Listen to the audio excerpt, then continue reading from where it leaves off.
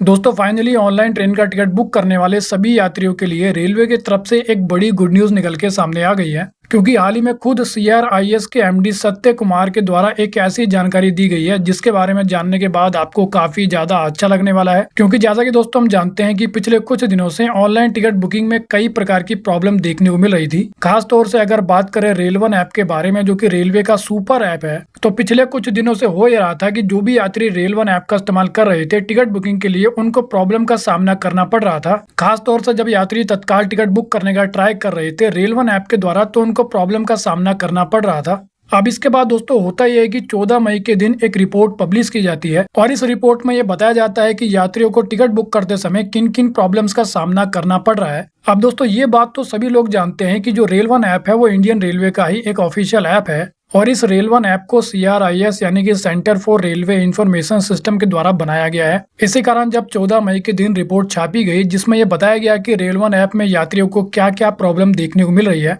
तो उसके अगले ही दिन यानी कि 15 मई के दिन CRIS के मैनेजिंग डायरेक्टर यानी कि MD की तरफ से एक इम्पोर्टेंट जानकारी निकल के सामने आ गई है, जिसमें सबसे पहले CRIS के MD सत्य कुमार सर के द्वारा ये देखा गया कि आखिर रेल1 ऐप में क्या क्या प्रॉब्लम आ रही है। अब दोस्तों 14 मई के दिन जो रिपोर्ट पब्लिश की गई थी, अगर बात करें कि उस रिपोर्ट में क्या क्या प्रॉब्लम्स के बारे में बताया गया था, तो इस रिपोर्ट में टोटल 3 प्रॉब्लम दिखाई गई थी। सबसे पहले ट्रेन का गलत समय दिखाना, दूसरी प्रॉब्लम GPS से टिकट बुकिंग में प्रॉब्लम आना और तीसरी प्रॉब्लम तत्काल टिकट बुकिंग के समय गड़बड़ी। तो दोस्तों कुल मिलाकर इन तीनों प्रॉब्लम्स के बारे में रिपोर्ट में बताया गया था। इसके बाद CRIS के MD सत्य कुमार सर के द्वारा ये बोला गया कि इन सभी प्रॉब्लम्स को ठीक कर दिया गया है। खास तौर से अगर बात करें तत्काल टिकट बुकिंग के दौरान आने वाली प्रॉब्लम्स के बारे में, तो उनके द्वारा ये बोला गया कि ये जो प्रॉब्लम है वो कुछ दिनों से आ रही थी, लेकिन अब इस प्रॉब्लम को सोल्व कर दिया गया है, यानी कि अब इस प्रॉब्लम को ठीक कर दिया गया है। और जैसा कि हम जानते हैं कि पिछले कुछ दिनों में रेल1 ऐप को अपडेट भी कर दिया गया है, लेकिन अगर आपने अभी तक रेल1 ऐप को अपडेट नहीं किया है तो आपको प्ले स्टोर पर जाकर उसको अपडेट कर लेना है। तो वेल दोस्तों इस वीडियो में इतना ही। I hope you like the video. तो फिर मिलेंगे अगली वीडियो में, जब तक के लिए जय हिंद।